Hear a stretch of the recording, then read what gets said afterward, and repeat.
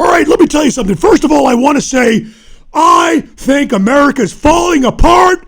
This is the Alex Jones Show. Nothing that ever you hear on the TV or the radio or anything has happened. It's never happened. It just hasn't happened.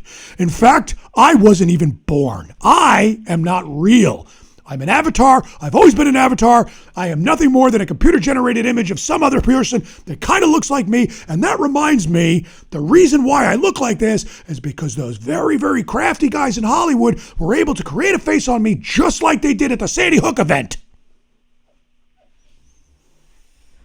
It didn't happen. And now they want to suppress me? I'm not even real. How could you suppress me? Have we ever heard that guy? Have we ever listened to that guy? He's got an insane voice. Insane. He sounds like a person that's truly insane. I mean, it's okay.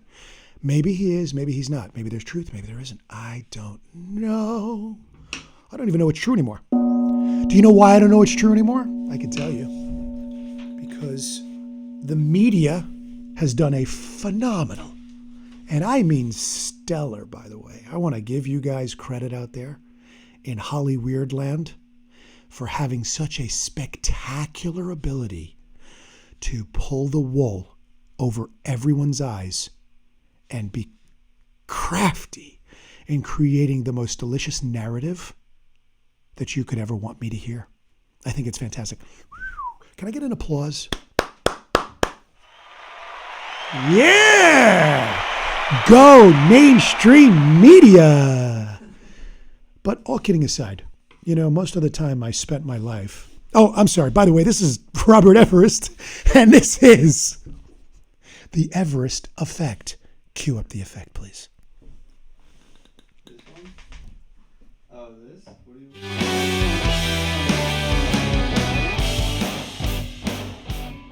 Nice. Yeah. I am Robert Everest, your host. Hopefully your guide, maybe a neutralized voice for you, I hope. It's my desire to see you in a light that's fantastic. That's my desire. I know, it's a why? What does it matter? Well, it's certainly not because of the money. I feel like I've done okay in my life. It's certainly not because of the relationship. I think I have a great family. It's because I believe all people should have access to empowerment. I believe all human beings, at the very least, should be able to carve their own life. Without the life of the tribal mind, without the collective consciousness, without anybody else's opinion infiltrating what makes them drive. So let's talk about that just a little bit. When I talk about things like the collective consciousness, you probably have heard it in very ethereal ways, but I want to bring it down to a concrete analogy, a cemented understanding of what I mean by collective consciousness and tribal mind. The tribal mind is only effective when it's a very small group of people, such as when Earth was being formed and humans were really starting to make ground. That means we did not have civilization as we know it. We didn't have industrialized food as we know it. We didn't have technology as we know it. What we had was survivalists. Think about it. This is an arid climate, a cold climate. This can be a torturous place to live. There's not enough fresh water. I could give you a myriad of reasons why Earth was certainly not exactly the perfect habitat to become human and actually live, right? We don't have hooves that we can stomp across stuff. We're not dinosaurs with lizard skin, although that's another story about the whole lizard theory from some of these crazy people that really believe that. Whether or not it's true, it doesn't matter. We don't have things like claws that we can climb up a tree. We have to wear shoes, or at the very least put something under our soles, because we could definitely not walk through the tundra with no shoes on. That would be really complicated, very difficult to do. So if you take a place that's actually a chaotic place for something of our biological makeup to live in, it is complicated. It's not easy. It's not like a paved road that you're driving down the 405 or the 495 if you're in New York, and it's smooth, it's paved, street signs. It's easy. It's easy, right? There was a time in history before the pioneers, before the industrial age, before the time when men actually saw what he was capable of. There was a time before that where people just had to survive. Okay? If you had to survive in a time like that, would you be able to? Right now? If I dropped you on an island in the middle of nowhere, like Tom Hanks in Castaway, would you become friends with the ball that washed up on shore? Would you push your own tooth out with some kind of rock and a piece of wood because you had a cavity in your tooth? Would you be able to do that? Would you be able to make rope from twine, wind it up, and try to hang yourself a few times because you're so sad and lonely and miserable? I'm going to say probably not. That's just my estimation, my guess. That's why we have shows like Survivor. That's why we had shows like, what's that other one? Naked and Afraid. That's because they're trying to show you what it really took or what it really takes to be a survivalist in a world, in a climate, in a place that actually is difficult to survive. It's not McDonald's down the block. This is not a McDonald's plug, by the way. I'm actually an anti-fast food individual. Hopefully we'll cover that on some of my personal experiences and journey through nutrition that I found over the years. But we don't have things making our lives so simple, so easy, that we are blinded to what it is that we have to do to survive. So when I think about things that are topical and of the moment, not coronavirus so much, we covered that a little bit, and I think that there's a lot of opportunity for a lot of people in this, and God bless all of you that have been affected by that you had the fortitude to continue on.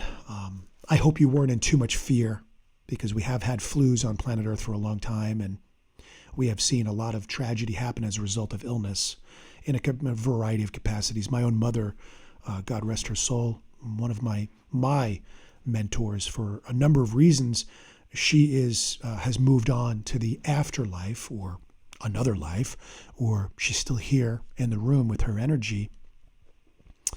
And she died from disease. So I know what that's like. I feel it. I get it. But not so much the of the moment stuff like coronavirus that has kept this country and the world trapped in a perpetual state of fear and uncertainty. Isn't that true? Did you not wake up a few months ago and say, is my stimulus check coming? If I take my mask off when I'm over here, is that guy right there going to sneeze and he has the virus? Maybe I shouldn't shake your hand anymore. I just have to give you an elbow rub. Did you do any of those things? Did you worry about whether or not when the moratorium was lifted, you were going to have to go out on the street because you have to pay rent? I mean, nobody wants to pay rent. I don't want to pay rent. Nobody does. But, it's part of life. It's the things that we do. So we live with it. But when tragedy strikes and things come in and oppress you, they bring you down, they push you down, they make you have to turn into a survivalist. Did you come up and out swinging? Or did you further indulge in the collective fear that was being perpetrated on us by way of the actual problem and the echo chamber of all the other people in the world that want to continue to talk about that problem and perhaps propagate that problem for another agenda? So I have a lot of friends on the left. I have a lot of friends on the right. And I always have tried to stay a very neutralized party in my personal opinions about politics, religion, and other people. Those are the three cardinal things that you learn in business acumen, business 101, is that if you really want to succeed, you have to have some neutrality in you, and you must never talk about politics, religion, or other people. I covered that in one of my other episodes briefly. But if you asked me for my opinion, as today I got an email from someone and he said, Rob, I've been living in a state of fear. This sucks. I'm thinking about leaving the United States. I'm thinking about hightailing it out of here. I have other friends. I have some friends in Florida that are talking about how they couldn't believe that their governor was saying, you know what, guys? If those looters and those rioters come to this town, I'm going to pass a law that says you're allowed to defend yourself, including with firearms. Okay? And he's telling me this, my friend in Florida, and he's saying, I'm so excited that I get to be able to sway with my AK-47. And I can run around the streets now if somebody tries to come and take my stuff or damage my property or ruin my existence. Now, I'm going to probably suggest that there is not one person on planet Earth that when push comes to shove, they really want, unless they suffer from psychosis or they have something in them that makes them little less than human. I would imagine nobody really wants strife, anxiety, hatred, pessimism, racism, suppression, depression. Not many of us really wake up in the morning and they go, man, I cannot wait until those rioters come to town so I can shoot somebody. But when I get these diverse people coming to me and saying, I'm all for this anxiety, and another one saying, I've got to run away from this. Is there any place left in the world that's safe? My response has always been pretty much the same. Can you find a way to get out of the collective mind? Because that's really what the problem is. It's the witch hunt in Salem theory. If you don't know anything about the Witches of Salem, I think, I'll have to get a fact check on this, but I think that Friday the 13th was a day that we remember as a very negative, sort of taboo day, because that was the day that they burned the witches in Salem. And it was on a Friday, the 13th. We'll get that fact check in a moment, but the message is still the same. When one or two people in that town of Salem said, I saw so-and-so praying by the river with their hands up, calling upon some spirits. They're witches. Burn them at the stake. Do you know what happened? The collective mind took over the population. That's what happened. The population of Salem became the mob that agreed that that person or those people were witches. Okay? So, if we think about ourselves getting caught up in the pick it up. It's probably downstairs. If we get caught up in the collective conscious, let me explain what that means and what it does. Okay? The collective conscious is not your personal thinking. You did not think that way. You did not think outside of your own autonomy. You absorbed, thought about, and used the opinions of other people. You collectively got together and you created one super brain that allowed you to make this movement or to chase the witches or to oust a politician or to suppress some knowledge or whatever. That collective consciousness is a diabolical and beautiful thing. Why is it diabolical? Because it can create a state where you no longer have the ability to make a conscious decision that may or may not hold the fate of another individual in your hands. That's what happens. The good part is, together, if you were looking for something positive, and I'll be argued this point. You will argue this point with me. You'll say, well, when I talk about how Trump is so bad, and I want you to know that I don't lean left or right, so I have to stay neutral, but I have to point out the truths. I think Trump is so bad. He's an awful person. He doesn't care about us. He gave us coronavirus, as if Trump personally, literally, he stood up above America.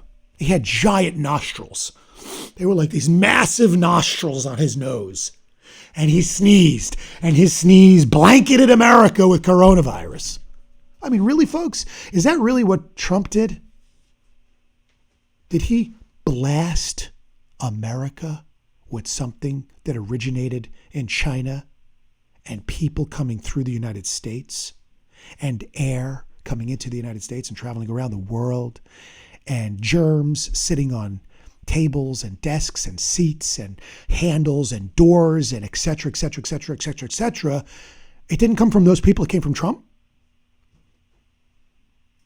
That means that you personally have been mind controlled to join the collective conscious. That's what that means. When you blame another for gross errors that have absolutely nothing to do with your personal ideology, your personal life, your personal health, your personal family, you may be a community-minded person, and that's wonderful. But if you stop thinking for only yourself and then the group, then you fall into the trap of being capable of being molded to think in a certain way. That's the collective conscious negative. That's what that is. That's the tribal mind. We all must think the same in order to achieve something great. Even if that something great is I'm being led by my hand into the fire. Right? We don't know. When I hear people on the right talking about Biden, oh, he's a communist, he's a socialist, he's deep down inside, he's probably a misogynist. His son, is corrupt, and this one's corrupt, and that is corrupt. If you notice, it's always coming from the collective conscious of the right. Neither of these people, neither of them, if they're not in the position of politics, if they are not running organizations that have to do with public policy, healthcare, the roads that you drive on, energy, right? Things that we use every day. If you personally are not involved in that, how do you personally know that the girl that was praying in Salem by the river was a witch? How do you know that? You're not next to her and asking her if she's praying to the demons or the spirits or whatever. You're just joining the mob. It's like the bar. I talked about it in my previous episode. Somebody gets into a fight in a bar and suddenly everybody's swinging. Everybody's throwing punches because of two people that started a fight. Years ago, I had one of those situations happen to me. I was in a bar. I was playing pool with a young lady. We were having a great time. I was fairly decent at the pool stick. I said, hey, would somebody like to play me? Two guys came up. They said, we want to play you. I said, both of you? And I turned. I looked for a partner. I couldn't find one to join me. So I played them both and I whooped their asses 3 times in a row. Do you know they were mad? They weren't satisfied that there was 2 against 1 and I still won. They were mad. So they picked a fight with my then girlfriend, not with me. That fight with the girlfriend, they knew if I get through her, I can get to him. You see? Positioning me They could have just walked up to me and spat in my face or slapped me or thrown the pool stick at me or thrown a ball at me or just walked away. But they used another method to get into my head so that I would invoke a fight with them, which I did.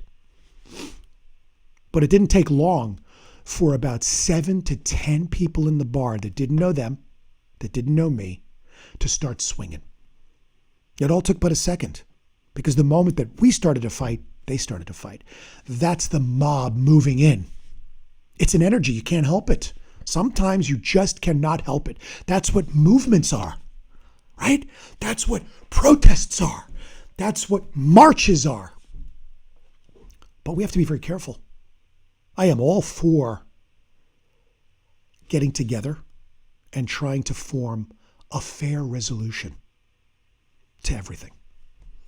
You know, looking back at that bar fight, had I not allowed them to provoke me, I wouldn't have fought with them. Had I not fought with them and just put my stick down and said, game over. I'm going to go have a good time with my life, right? I'm going to have a good time with my life. I didn't do. If I would have just done that, there was a really strong chance that I could have avoided the controversy and I could have avoided all of those other people now being affected by what was happening to me and infecting them, and then they joined in to make, to make more of what was happening to me happen. What if you could do the same thing? Yes, it sounds so cool. It feels good, right? We get together with our buddy. We have a little, disagreement. Oh, I like Trump. Well, I like Biden. Well, you're a communist. Well, you're a racist. I mean, we can go back and forth and back and forth and back and forth. And for some reason, maybe that mental jousting feels good. But it isn't. Because you stopped living for yourself for that moment. That brief moment, you didn't accomplish anything for you personally. You joined the collective conscious. But what if the collective conscious was leading you to the edge of a cliff, and as a whole mob, you just kept walking and you marched off of it with them? How would that make you feel? Would you feel really good about yourself if you literally just took the marching orders from the mob and you said, I don't know where they're going. I don't even know why they're yelling at people, but they made a good argument. It sounds good. I'm going to follow them all the way to the edge and you're gone now.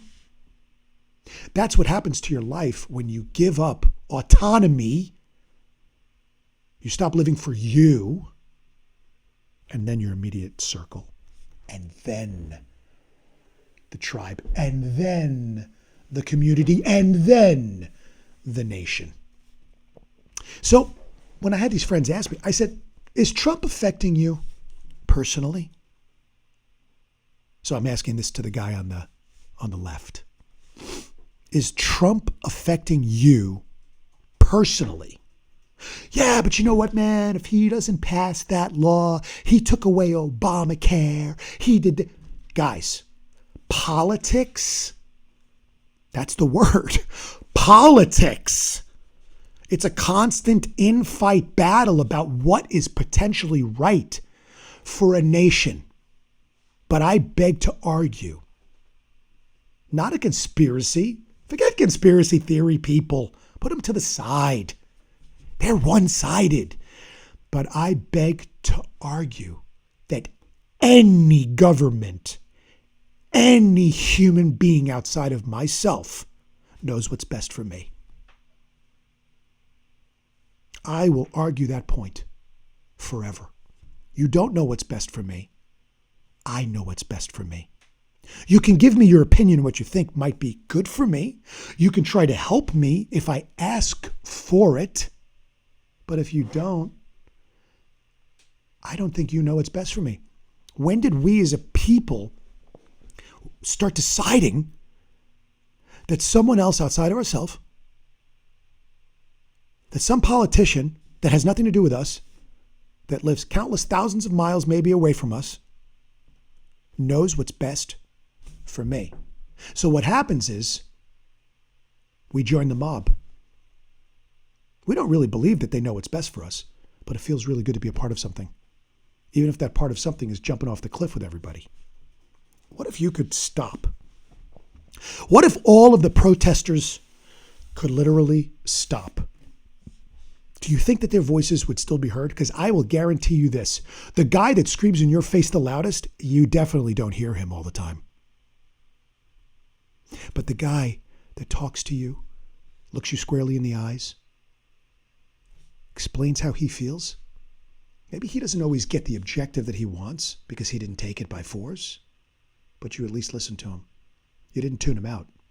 There's a guy, his name is Alex Jones. I started this, I don't even know if we recorded it, but I started this off by just kind of making fun because I like to, it's not really poking fun. I think it's fascinating to try to imitate voices.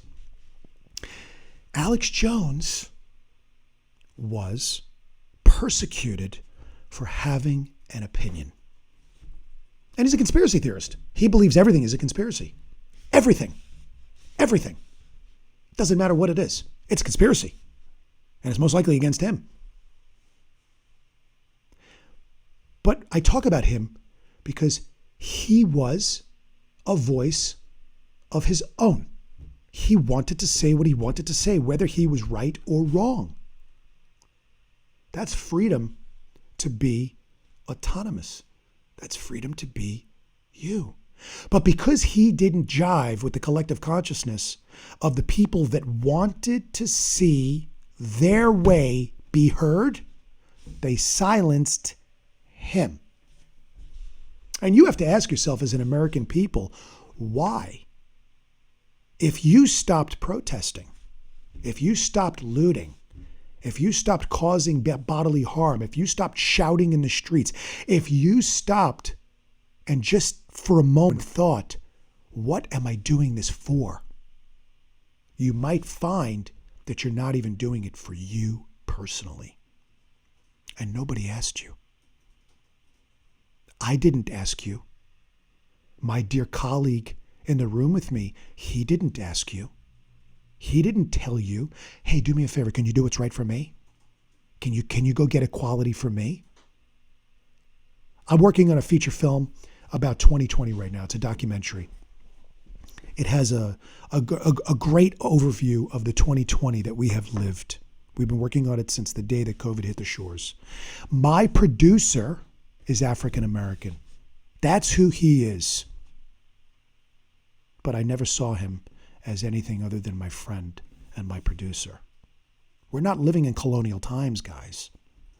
You can argue to me that racism and misogyny and homophobia and xenophobia all exist. You can argue that point to me, but it exists. They took our land and they did this and they did that. And I would say to you, humans have the propensity to be bad. But they also have the ability to be good. And not everyone is bad. We're not living in colonial times where the public norm was something other than what it is today. You know, when we look at Martin Luther King, even the people that you say, the white guy has it all, even he heard that message from Martin Luther King, one of the most profound individuals who saw a need for a coming together. If I take all of you to an island, 100 of you from all different walks of life, with strong opinions, without strong opinions, maybe some racists, I'll throw some racists in there. I'll throw some people that feel oppressed in there. But I put you all on an island and I said, you guys don't have any food. You don't have any fresh water. You don't have any clothes. Go survive. There's probably a chance that you might have some infighting like in Lord of the Flies. But eventually, if you were not thinking outside of the social condition, if you were thinking from within, you would be thinking about survival. And in order to survive in a place where you might need someone else, you would find a way to get along with someone else. Because together, you're going to be able to build, right? A lot of African American people in the United States say, you built the United States on the backs of our hard work. And I say you are in part true. That is true. We did. But we also are the same United States that stole almost every square inch of land in the United States from Native American people. Does everybody forget that? Did anybody forget it? Not only did we steal the land from them, then we gave a little piece back and said, aren't I a good guy? Come on, man. I just stole your wife, your land, your food, raped your children, but I gave you that 2 miles of land. Come on, man. And then over time, I started to even take some of that land back, little by little, little drop of poison at a time, little drop. You know, one of the most convenient ways, by the way, to get to somebody is not by getting up in their face and just doing it, man. Let's do this. Sometimes it's by doing it a little drop at a time, taking the glass of water and offering it to them and then dropping just enough poison in there to not quite make you sick, but to make you ill. And little by little, I can slowly kill you off without you knowing. Little by little. In fact, because we're biological beings, you might even become addicted to my poison and require it for you to feel good for a brief moment. If I stick you on an island, you're going to think about survival. You might say, but I'm not living in times where I have to be on an island. You're right. Yes, then you got the point. Because if you're not living in a time where you have to be on an island right now trying to survive, you're also not living in a time when it was colonial days and they thought differently and they didn't understand what cohesive personalities were. They didn't understand what compassion was. They didn't understand what sharing was. They didn't understand what building is going to require. Instead, they ruled by an iron fist. They slammed their hands on the desk and they whipped you until they got what you needed. They didn't steal the land, right? That's not the time we're living in right now. That was then. There was a time when Egypt had thousands upon millions of Jewish slaves. There was a time when Christians were all eaten alive in the arena of Rome. We are not living under Rome's rule anymore. Caesar doesn't control my life now. And you might argue, but so what you're saying is, so in the future, things might be different. So I'm laying the groundwork for the future right now.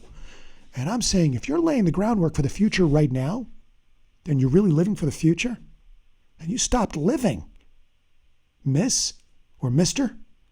You know why you stopped living? Because you're not living for today, and today is all you have. That's right, folks. Today is the most important day of your entire life. It's the most important day. You woke up again. That's an accomplishment. You know why? Just open the obituary pages. I know that sounds doom and gloom, but just open them up. There's a lot of people that didn't wake up today. Does that make sense? Does that make you understand why it's so fundamentally important that if you want to be able to have a planet that you're requesting, that you have to block out all other forms of consciousness that have nothing to do with you personally, so that you can start to live again.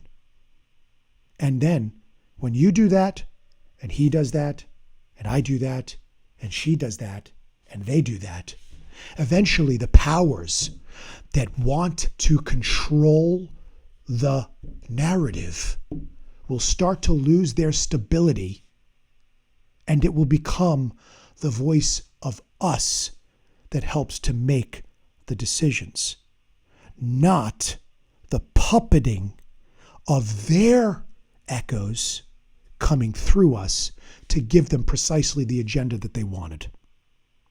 If you start living again for you, I can guarantee you, you will not join in that protest, because that protest won't need to be relevant, because then the voices will be heard.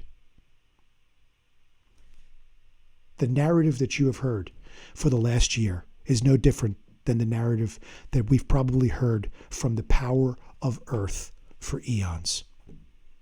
This is the way it should be. Follow me. This is your way. You're smarter now. You're more educated now. You're more savvy now. You have things that are happening that people of tribal days they would look at you today. If you could transport yourself back to the tribal days, you would look like a god to those people. That's how far you've actually come. You've come so far in evolution. They would look at you like you were revered, like you were, a time traveler from the future, here to make everything right. So when my friends call me and they say, "What do I do? I want to leave. I want to shoot." I say, live. Live for you and for your loved ones. The world will heal itself. It always has. But if you think for yourself and you reveal your God self again, you will look at your producer like I look at mine. You're just another friend. I make my decisions. I decide what's right for me. I decide where I go and come. I decide how my future will unfold. So I want you to think about that. This was a departure from most of what I normally would be doing, but it was on my mind. And so I wanted to share it with you. Until next time, this is the Everest Effect. I hope to see you again.